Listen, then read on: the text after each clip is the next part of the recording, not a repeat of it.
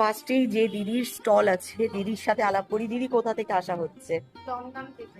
দমদমের কোথায়? দমদম বেরিয়াপাড়া। আচ্ছা, মানে আমার বাবার বাড়ি এয়ারপোর্ট 1 নম্বর গেট। ও আচ্ছা। দমদম বললেই একটা অ্যাটাচমেন্ট চলে আসে সেজন্য। এখানে আমরা কি কি পাবো? মানুষ যদি আসে কি কি খেতে পাচ্ছে? এখানে আলুর দম পাবেন, কষা মাংস আছে, আজকে চিকেন চিকেন আছে। চিকেন আছে, আর চিকেন পকোড়া আছে, ভেজ পকোড়া আছে, বাহ। আর রুটি। আর বুঝছো? তার মানে দেখো, দুর্দান্ত আইটেম। অর্থাৎ তোমরা এখানে আসলে, তোমরা এসে এখানে কেনাকাটা করলে, কেনাকাটার মাঝে একটা রিফ্রেশমেন্ট বা যদি তোমাদের কিছু খেতে ইচ্ছা করে এখানে চা। চা তো পাচ্ছ, কিনতে কিনতে ঘোরো আর চা খাও।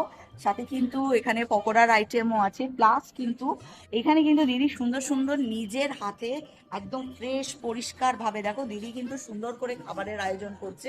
তোমরা কিন্তু খাওয়া দাওয়া মানে না খাইয়ে ছাড়বে না, এরকম একটা ব্যবস্থা। ঘরোয়া রান্না। একদম ঘরোয়া রান্না, সত্যি কথা, যেটা খেলে তোমাদের কোনো অসুবিধাও হবে না।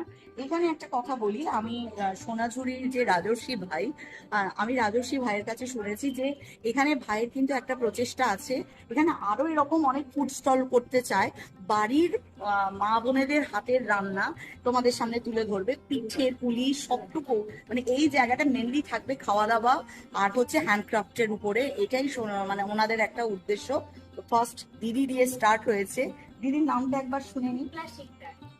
একদম সদা হাস্যময়ী মানুষ শুক্লাদি।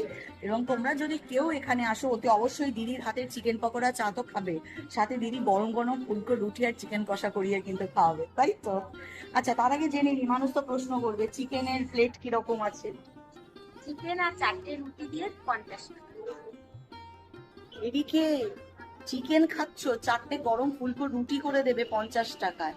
তার মানে দেখো, যারা নিয়ার বাই থাকো, আমার ব্লগ যদি সকলের কাজ অব্দি পৌঁছায়, এর থেকে বড় কিন্তু আর কিছু হতে পারে না, তাই না? একদম দিদির হাতের রান্না, তার সেটার মধ্যে কতটা মমতা মেশানো আছে। গরম গরম ফুলকো রুটি আর চিকেন কষা থাকবে। চিকেন কষা কটা থাকছে দিদি? মানে মিডিয়াম সাইজ 3 পিস থাকবে।